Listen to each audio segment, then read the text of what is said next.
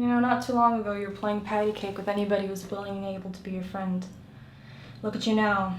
You're complaining. Whatever, man. Get off your fucking high horse. You're aloof. No, I'm not. I'm saying the truth. Riddle me this, then. Alright?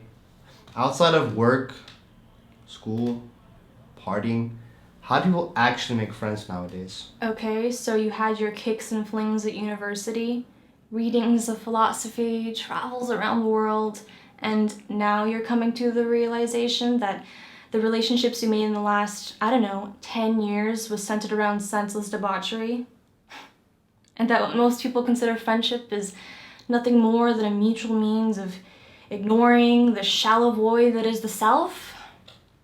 I mean, you're late, but welcome to the club.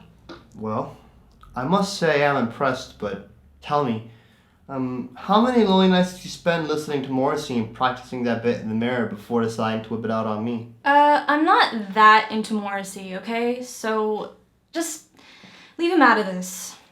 I think, actually, it was ever since Woody Allen normalized the thinly veiled misogyny of self-deprecating beta bros such as yourself. Well, my disgustingness is my best feature. Well, you've always truly been a font of wisdom, but stop avoiding the question. I don't know. I'm not sure if I have any. Well, if that's true, then what am I?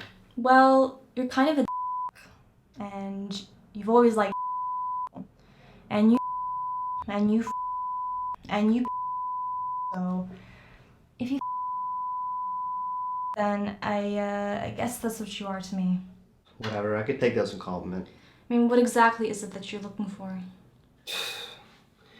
I guess in the past, relationships were based off of tribal affiliations, customs, traditions, but in our digitized, globalized, post-capitalist society, what's really left to bind us together anymore?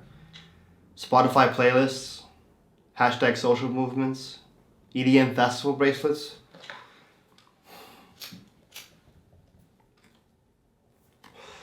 I just feel like normal human interaction is this whole psychological warfare, this power play of emotions.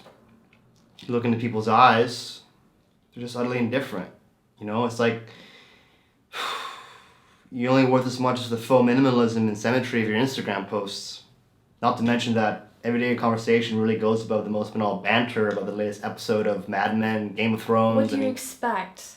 That every person you meet is supposed to be this refined gem of wisdom and sincerity? Someone that you can invite to the coffee shop to come in with your bras and circle jerk about some obscure Prussian philosopher in some vain attempt to illuminate the most pressing existential and philosophical questions about our existence? Well, how do we get to this point then? I don't know. I have no idea.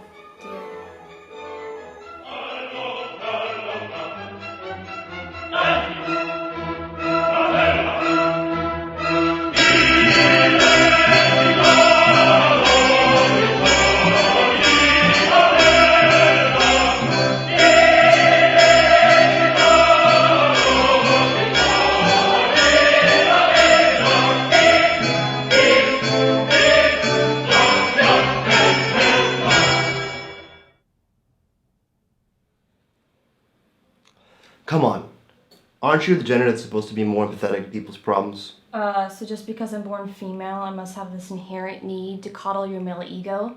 Give me a fucking break. You know, not to mention that this patriarchal society we live in benefits from these expectations of women being empathetic and soft and submissive. You know your place, ladies. Know your fucking place. It's even more disturbing to me.